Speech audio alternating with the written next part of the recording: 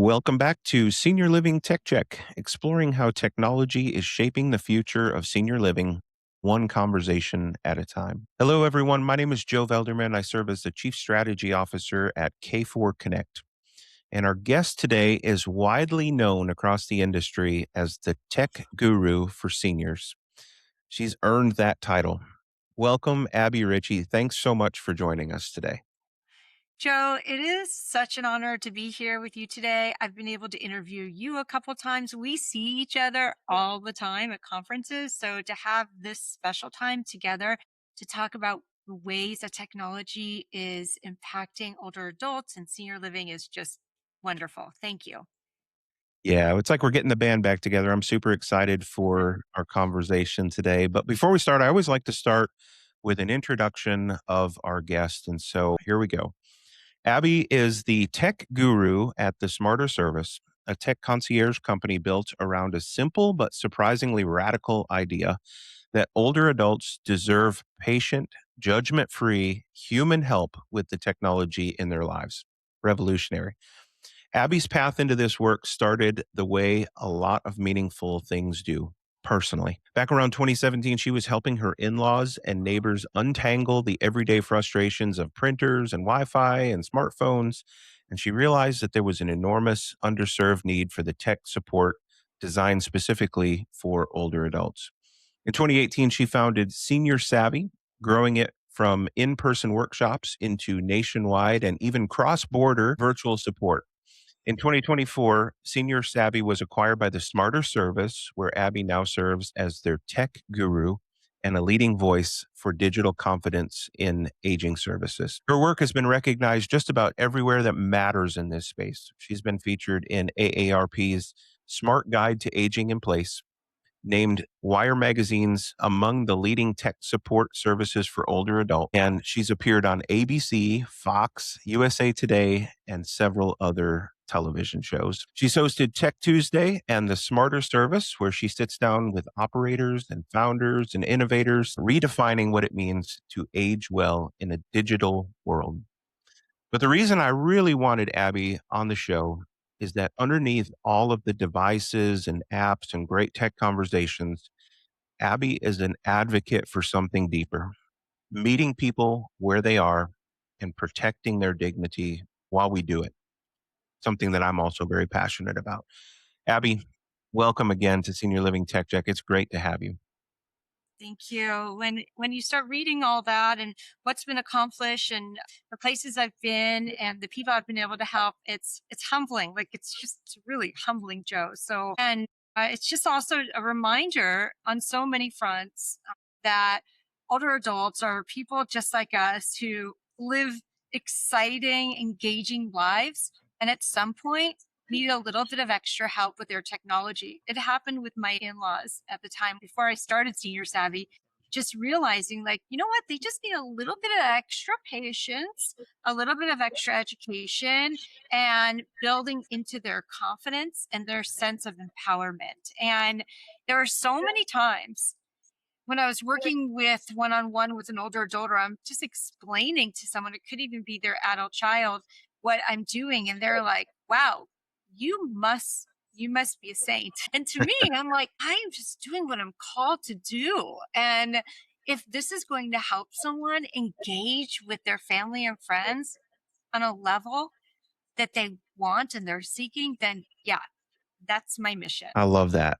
So before we dig in, for folks who haven't heard your origin story, what was that moment that you realized that helping older adults with tech was actually a calling? You know, it was the moment where I was doing it for several hours a day and feeling empowered myself by it and knowing that I was really passionate about it.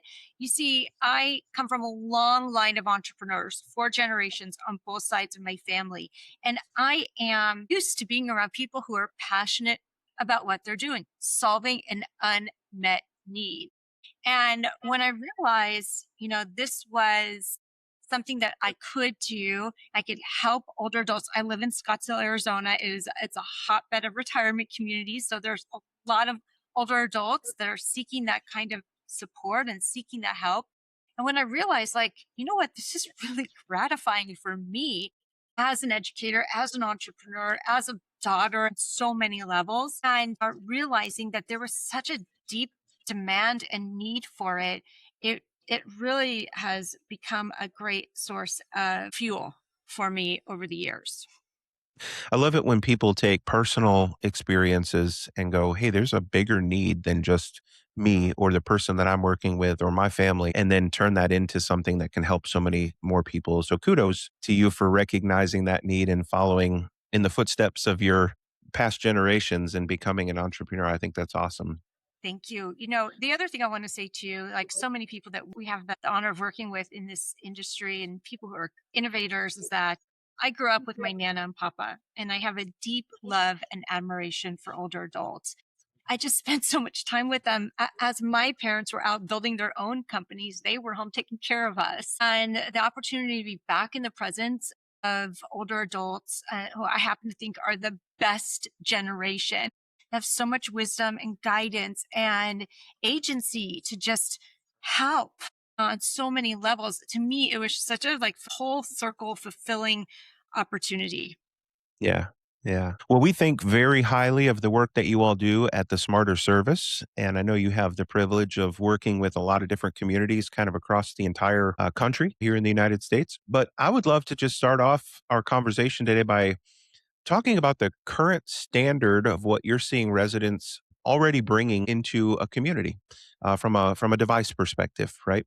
Yeah. And so when a new resident moves into a community today, what's in the boxes? What devices are they showing up with? The phone is in the hand. That's Yeah. number one. Okay. Yeah. So they've got their phones in their hands. Some of them even have a little holster, but the phone is in their hand, and that is their a number one device. And I will tell you, I don't judge. If someone is using a flip phone and they're able to use it with ease and they love it, by all means, I'm like, you go. Right. But there are certain flip phones that are going to be easier for you to use than other ones. And so number one is the phone. It's their way of connecting with family and friends right away. After that, we've got their laptops and we've got their PCs. And, I'm always encouraging them to go big or go home because like anything bigger is going to be easier to use. And then a lot of them have tablets. Like they may have an iPad and, take that with them everywhere they go to play games or to read a book on or a Kindle or something like that.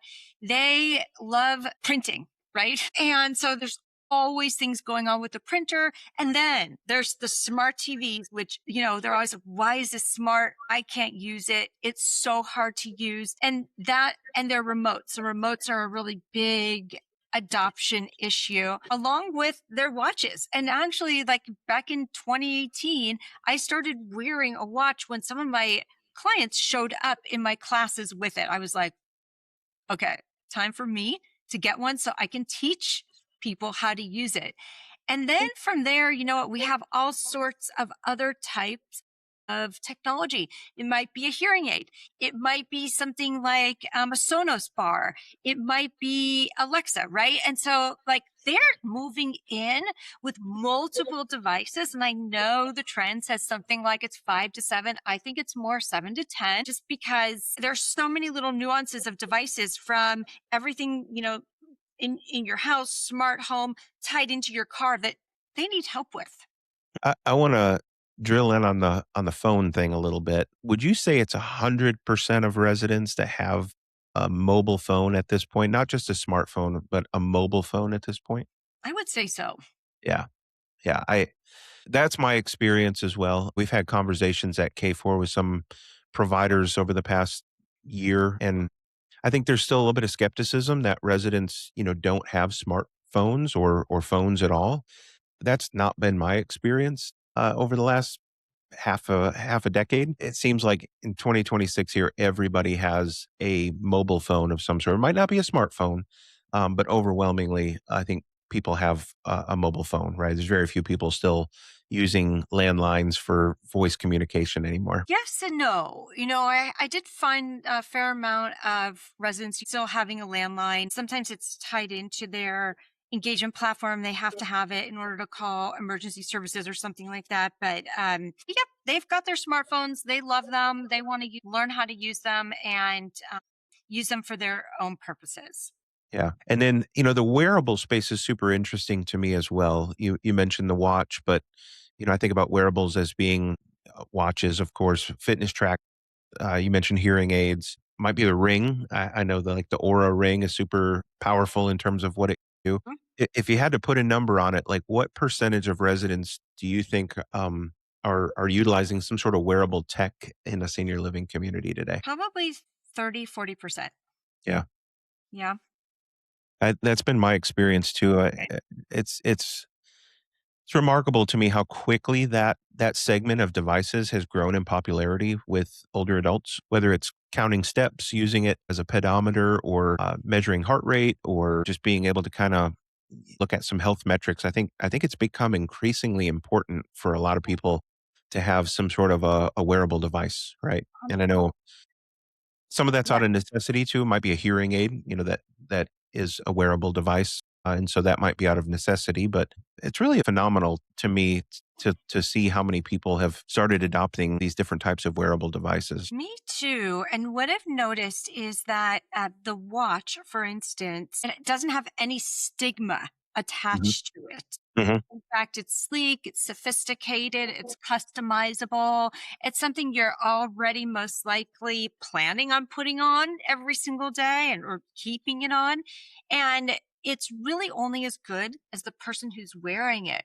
So if you're using it for a heart rate monitor, if you're using it for fall detection and you're wearing it, great. But a lot of people dislike the pendant. A lot of Yeah, people hate the stigma associated with the ugly wristbands that they are asked to wear at a community for GPS tracking. yeah. But if you're wearing a watch and you love it and you're going to keep it on your person all the time, fabulous. Yeah. Well, you guys have been doing tech support at Smarter Service since even before 2020 and everything that the world experienced with the global pandemic. How have you seen the technology capabilities of residents change over the last 6 years? It's such a good question. And I have seen so many developments like leaps and bounds. And it really and truly starts with a person's willingness and desire to connect with family and friends. And so, during the pandemic, that's what we saw. We saw people who wanted to continue meeting with their book group. We saw people who wanted to continue to meet with family across the country. We were with people who wanted to attend someone's baby shower but couldn't because of travel restrictions, but could via Zoom. And so when there is a willingness and a desire, I think that there's every opportunity available to someone. It's fascinating to me, how quickly time catches up with all of us, right? And I don't mean that from like an aging perspective, but when I think about a 75-year-old today and how long the world has been exposed to a technology like the iPhone or the iPad or Android phones, for example, and all the things that those devices can do. It's like those devices have been a part of our lives for almost 20 years at this point, right? Mhm, And it's crazy to me that somebody who's 75 years old today or 80 years old today was only 55 or 60 years old 20 years ago, right? And mhm. so from when I started working in tech and aging services, tech was sort of like this big, hairy, scary topic that nobody wanted to really talk about from a resident perspective because many of the 75 and 80-year-olds at that time just didn't grow up with tech, and it was a big hurdle to try to catch those people up, right? And now I look at it, it's like that hurdle is gone. These incredible people who are 75 and 80 years old today have really, in a sense, grown up with the same technology that like you and I have over the last 20 years, right? That's right. That's right. And I like to say, you know what? They're not dinosaurs. Right. They're scholars. A lot of times people talk about them as being a dinosaur and they're just too old to learn it, which is not true at all. And a lot of the people that I've had the privilege of working with started in technology and were able to pilot and pioneer some of the technology that we're working and using today, just for the pure fact that Wi-Fi was created, so many years ago, right? And it didn't just come out of nowhere, but it's been in development. Same thing with AI. It's like it's been in development for years and years. even when our residents today were still in the workforce. So a lot of them pioneer, a lot of them are on our resident tech committees because Yeah. they've been working in this capacity for years. So yeah, it's I like to say they're not dinosaurs, they're scholars. And if you can approach new technology and if you can explain it to them in a scholarly way with a handout or a manual and some, revision and repeating, like they love that. That's Yeah. how they learn. And so a lot of what we're doing at the Smarter Service is we're we're teaching around this educational piece so that comfort grows and confidence grows. Yeah. Yeah. I love that. I think about my own parents a lot when I think about the aging experience in tech specifically. And my dad's 72, I think, and my mom will be 70 this year. At some point, I'm sure they're going to consider some sort of a senior living setting to live in, right? Probably over the next 10 years. And I know for a fact that my dad is going to be really disappointed if he can't take his Nest thermostat with him because he loves, being able to sit in his chair and control the temperature of the home without having to get up and walk across the room, or, being out at a restaurant and being able to turn up the thermostat so the house is warm when he gets home or whatever. And same thing with my mom. Like she maybe doesn't love the thermostat as much as my dad does, but she loves the Ring doorbell, right? Getting Mhm. those notifications when a package gets delivered or seeing what the weather is outside when they're away from home or something like that. It's just becomes such a part of all of our lives. It's so convenient. And I think there's a whole conversation to be had around expectations too at a community level. Yes. In fact, residents fully expect for buildings to have good Wi Fi, Yeah. and a lot of them do not. Right? A lot of them were built without that expectation. A lot of us experienced that during COVID that buildings were not wired properly for Wi Fi or they weren't wired for multiple users on Wi Fi. So I think internally there's a lot of challenges that communities, the operators are struggling with improving their existing infrastructure. Yeah. Well, again, we love what you guys do at Smarter Service, and I know you have a lot of great insights supporting the residents and the types of support requests that come in. I'm interested in drilling into that a little bit. What are the requests that you and your concierges see sort of over and over again? Like what's on the top 5 list from a categorical perspective when it comes to support requests? It's usually troubleshooting. You know what? I can't check my email. I forgot my password. I can't open an app. So a lot of it in the beginning, when our tech concierge begins at a community at a tech desk, oftentimes the residents will just have basic troubleshooting issues. And these are things that just come up all the time. Let's say there's a little bit of user error involved in it. Let's say devices haven't been updated in a while. It all attributes to some basic troubleshooting.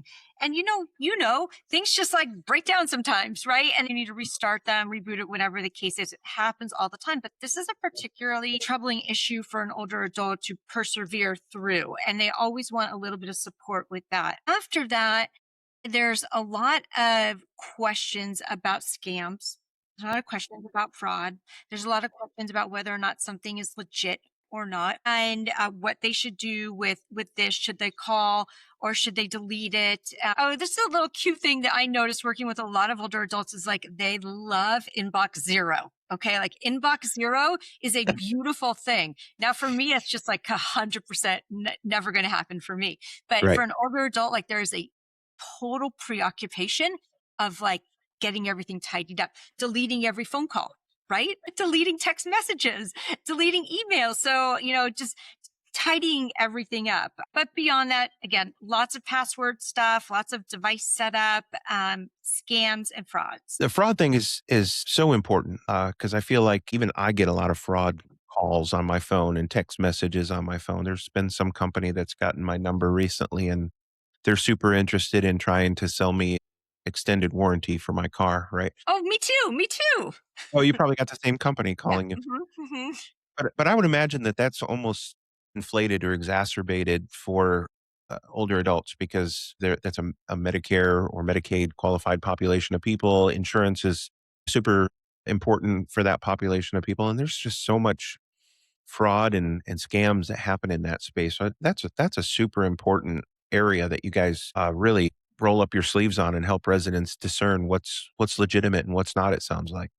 Yes. And what I like to say is that this type of fraud detection and being aware of it, this is an ongoing educational piece. It's not something that just happens once at your community, bringing someone in from the police department or having us teach a once a month class, for instance. Like this is an ongoing piece of education because the scammers are always one step ahead of where we're at seasonally. And so we do a lot of content, we build it internally and then send it out to various communities and different engagement platforms, letting people know here are the scams of the month that we're seeing. Here are the things that you need to be aware of based on what's often a calendar of events. Maybe it's tax season, maybe it's travel season, maybe it's back to school or there's holidays coming up, and the scammers are always targeting what's coming next. And that's why it needs to be an ongoing discussion. Could not agree more. I want to slow down a little bit because everything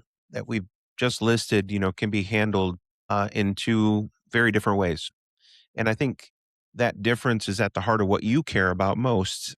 We talked about dignity on the front of our call, in front of our podcast episode here. Dignity is a word that you keep coming back to, and it's a word that I love using as well, right? How do we continue to try to promote as much dignity in the aging process with older adults? When you're talking about tech support and helping people with fraud and wearables and IoT devices and password resets and all that kind of stuff. What does it actually mean to support someone's technology without taking their dignity in the process? Yeah, so I've looked at it in a couple of different ways. I think it's pretty easy to see, for instance, maybe a grandchild or one of your kids is helping your parents with their device. Oftentimes, they'll just like wrangle it out of their hands. It's what I call the Titanic takeaway. Like, "Whoop, let me do that for you," and then hand it back. And that is a missed opportunity to teach someone and to educate them on why something is the way it is. And so I find it's really undignified when that education piece is not there. What happens is the older adult doesn't know. Well, what did you do? Why did you do it? What could I be looking for next time? So there's a big missed opportunity.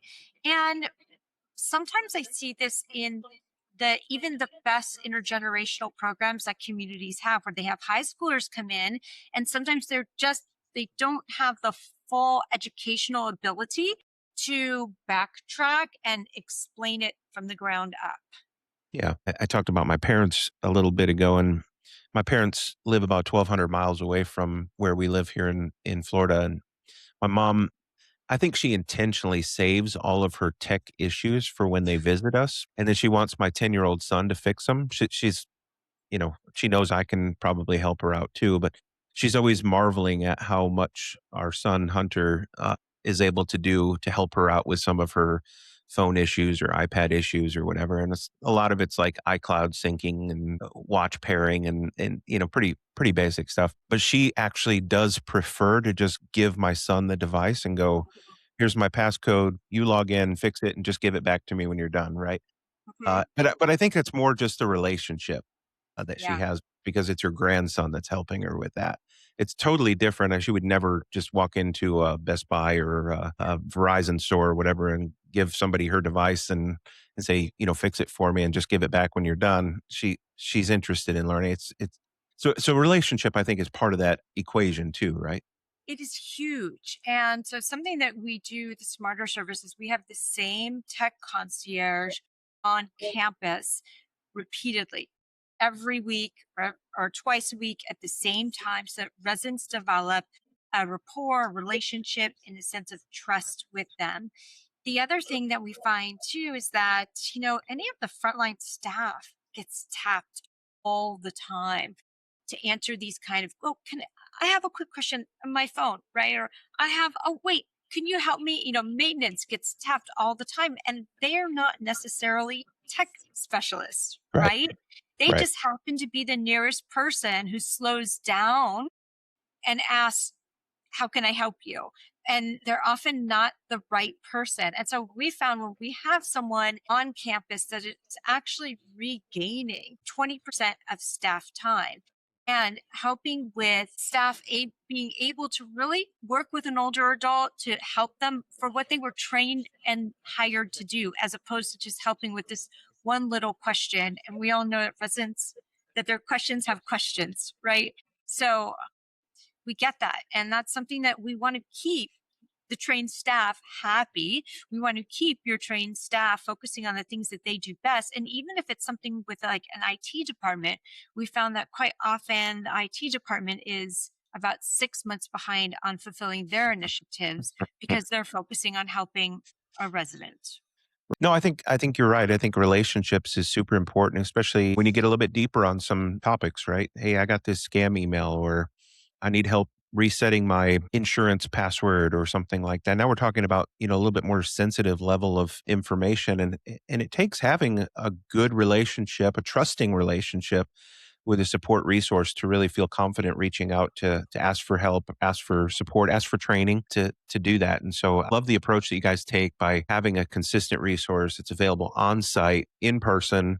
I think that that's so important. I'm sure there's a lot of services out there that can do a lot over the phone or over a Zoom meeting or something like that. But I think having this resources available on site and being to able to invest in those relationships, slow down, ask how the weekend was, how a trip was, how the grandkids are.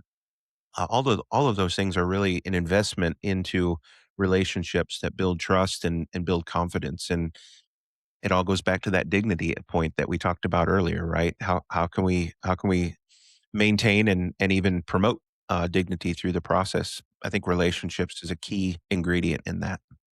Yes, and we've seen over and over again that how much dignity really factors into overall enjoyment, overall satisfaction, not just on the resident side, but also on the staff side. Yeah, I'm curious. I want to scratch the surface a little bit more on the way that you guys deliver the tech service in person. Is it residents sort of like reaching out and asking for support and then having you dispatch that person that's at the community to their home or to their residents to support them? Or do you have like a common space in the community that you like to set up at and deliver that support? We do. So the tech desk fills a lot of needs. It's really great for that one little small question. And so we set up in a common area like the lobby so that the people can see who's there, what time they're there, and if there's a line or not. And you can stop in and you can ask your question with your portable device. Yeah. Okay. And so that's a mainstay in a community. Our tech concierge can also go to someone's home, go to their apartment, and by appointment, help them with their printer or their desktop or their Nest, for instance. Or maybe that 75-inch smart TV that they don't want to carry down to the lobby, right? 100%. Or their Wi-Fi, right? Yeah. Like, I'm having Yeah. problems with my Wi-Fi. Yeah, I can't Yeah. tell you how many times I've visited someone. I'm like, all right, let's unplug this, plug it Well, back in, right? Like that's why they call me the tech guru. So, yeah, yeah. Like sometimes you have to be in someone's environment in order to see, okay, why is this happening? Seriously, Joe, one time I got a call from someone over the phone and they were like, yeah, I just can't get my mouse to work. It's like it's going in the wrong place. And so I was like, all right, all right, all right, all right. I'm gonna come over and take a look at it. And truth be told, they had their mouse upside down. And yes, like had I not been front and center with them, I never would have been able to make that small adjustment. early on, you reminded me of a funny story. I have to tell it now. Early on in my career, I was doing like help desk support for communities, right? And I'll never forget this character called us. She was really upset, not a resident, an actual staff member. She's really upset that her computer's not working. And I said, well, I answered the phone. I said, what's going on? Help me understand what's going on. She's like, the screen is just black, just blank. And we went round and round and round trying to figure out, is it a cable? Did the monitor go bad? Did the computer quit outputting display signal? Like there's only so many things that can be, right? Yeah. And finally I said, well, can you check the connection in the back of the computer? This is like when computer towers were still on the floor, under somebody's desk. I said, can you check the connection in the back of the tower for me? And she goes, well, hang on a second. I got to find a flashlight. We don't have any power right now. I was like, yeah, I think I figured out the Yeah. problem. Yeah. Got it. Yeah, it's funny you mentioned that because I'm waiting for the day that the robots are able to bend down and get underneath a desk and unplug it and plug it back in, Yeah. right? Like it Yeah. just seems like it's such a simple fix, but a lot of people can't do that and the robots are not able to do that right now either. Right. Yeah. Right. Right. All right. Well, I think we covered a lot of ground here today, but again, kind of going back to this dignity topic that I know is important to so many people, and certainly to you and I both. How does leading with dignity actually build value in what a tech partner or service provider offers? Yeah. We see this over and over again that communities invest in technology and then the tech provider does a sweeping installation and leaves the maybe the tech committee with the challenge to continue the adoption. And that is a missing point right there because if someone on the tech committee moves out or moves on, if a staff member transfers elsewhere, we've lost the internal champion to continue with the adoption. And residents are going to have continuous questions. And so we found overall, maybe it could be only 10% of a platform features are actually being used, and all the other features are underutilized unless you have someone in there explaining what they do and why it would benefit you. So overall, we begin to see that when someone doesn't understand how to use it, whether it's staff or it's resident, when we see that people are that they start to build a confidence level, that the trust is there for them to continue learning. And over again, we just see that this is such a differentiator within communities to help overall allowing an older adult just to feel more confident, empowered, and just building towards them being able to use the technology that the operator is providing them with. Yeah. Yeah, it's true. You're so right. I think it's really difficult for a lot of these tech vendors that are out there to support at scale, Hmm. the technology that they're deploying in many cases, right? I know that there's really, really valiant, honest attempts at maintaining great partnerships with the staff person that's leading the technology effort or the team, or even maybe the tech committee. But you're talking about hundreds of residents in many cases at a community, and it's so difficult to do that from a tech partner perspective. So you guys, I mean, kudos. You guys are really filling a gap in the industry, and I appreciate that so much. Great job. Thank you. Yes, we have professionalized it in a realm in which a lot of people are band-aiding a solution. The Smarter Surface has professionalized that.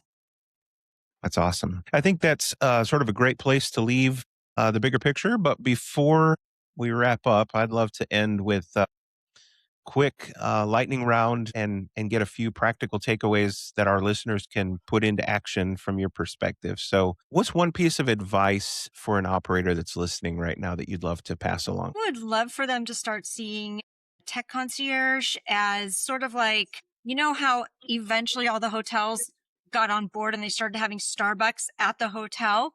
That's sort of what the Smarter Service is doing within senior living communities. Like, you're not expected to do it all on your own. And why should you, anyways? We've been able to make this work better and faster and professionalize it, like I said earlier, so that your IT team and your staff can get back to doing what they were hired to do. Love that. Love that. And what about from a resident perspective? What's one device that you wish every resident had set up well? Okay, so their smartphone, all right? And this Yeah. is just one thing. And actually, it's more across all of their devices. Keep them updated. That's all I have to say. Like so many tech issues could be completely solved if your devices were just updated.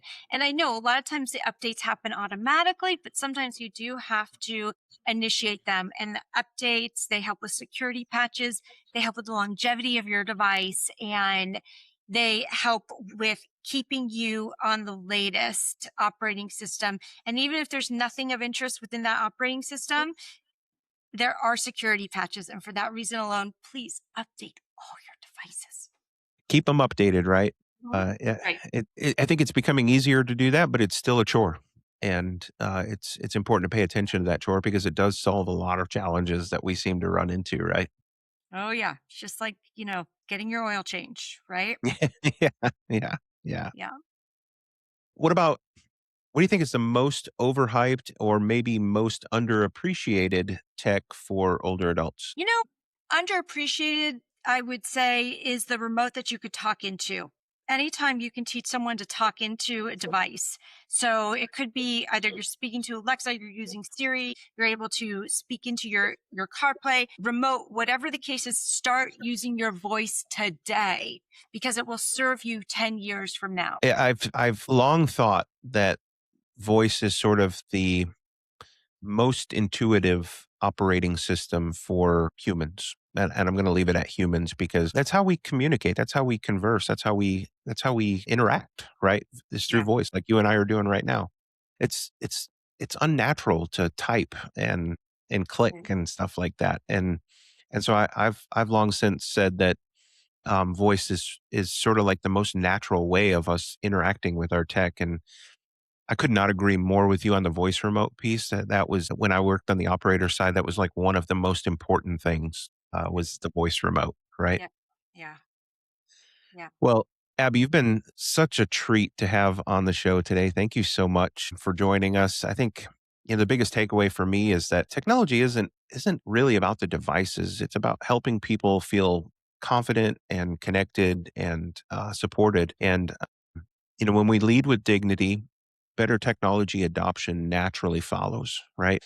If our listeners want to learn more about the Smarter Service or connect with you, where can they find you? Best place is on LinkedIn. And so you can type in my name, Abbie Richie, and you'll find me there. And you can always send me a DM or you can go directly to our website at thesmarterservice.com. Awesome. Awesome. Well, thanks again for joining us. And thanks to all of our listeners for tuning in to this episode of Senior Living Tech Check. If you enjoyed today's conversation, be sure to subscribe and join us next time as we continue exploring the technology shaping the future of senior living. If you have a topic in mind or want to be a guest, email us at podcast@k4connect.com. We'll see you all in the next one.